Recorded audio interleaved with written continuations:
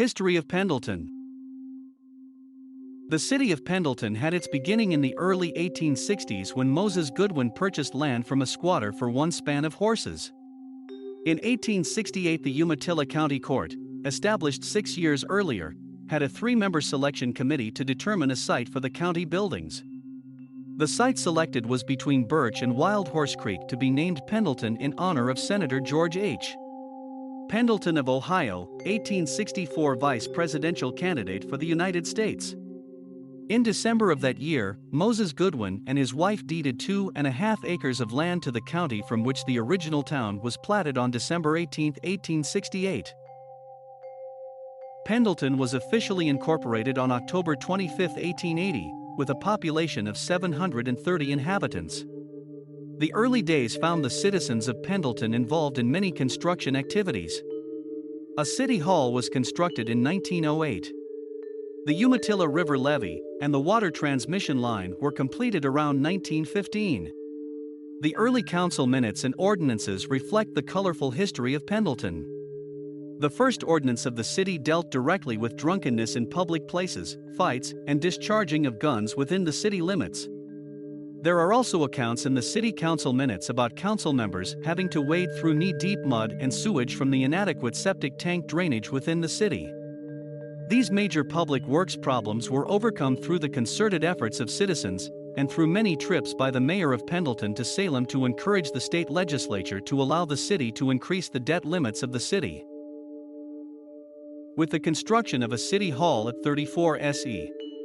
Dorion in 1908, all city services including the police and fire departments and the school district were centralized in one structure.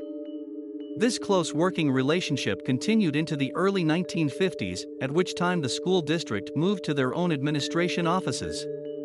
City Hall then housed the administration offices, water department, police department, and fire department. Later the fire department relocated to 2-man fire stations, one on S.W. Court Avenue and the other on Southgate. A third station is located at the airport providing flight standby services. The police department moved to 109 S.W. Court in 1990.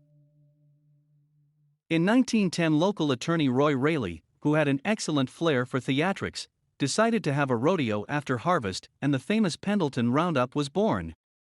The show was such a success that property was purchased and permanent buildings and grounds were constructed to hold the annual event. The slogan "Letterbuck" was adopted as the Roundup byline. The traditional event is held annually in the second week in September, and now draws over 50,000 people. Additionally, the Happy Canyon pageant under Mr. Raley's direction started as the night show. We are adjacent to the Umatilla Indian Reservation. In May 1855, 5 Indian tribes of eastern Oregon and Washington Territory met in Walla Walla to make a treaty with government officials. That treaty is known as the Treaty of 1855 and resulted in the formation of the Confederated Tribes of the Umatilla Reservation. Pendleton, like many communities in Oregon, was hard hit by the Depression of the 1930s. During the Depression, city employees took a cut in pay and the situation became so desperate that the city printed and issued scrip to be redeemed at local stores by city employees. Apparently the scrip was very successful since it appears the city somehow made money during the period it issued the scrip. World War II brought a great deal of development to the Pendleton Airport. Runways were expanded, housing added, a sewer and water system established, all to prepare for the training of American pilots which served overseas. Jimmy Doolittle Raiders trained at the Pendleton Airport. Many of the structures and improvements built during the war are still visible at the airport today. The airport and surrounding property was turned over to the city after the war, and now houses the Eastern Oregon Regional Airport with approximately 13,000 enplanements a year. A major change occurred in the city's organization in 1948 when the community adopted a council/manager form of government. Since 1948 there have been 11 city managers, and the council/manager structure provides that all city employees work for the city manager and the city manager works for the city council. The council/manager form of government assumes municipal operation can be run like a business, and the city manager serves as the general manager of this business. All city residents are encouraged to attend a city council meeting, which are the first and third Tuesdays at 7 p.m., to see the operation of this form of government in action. In September 1994, voters approved a $2.95 million general obligation bond issue to convert the Helen McCune Junior High School to a city hall and library. The city relocated to the building during November 1996.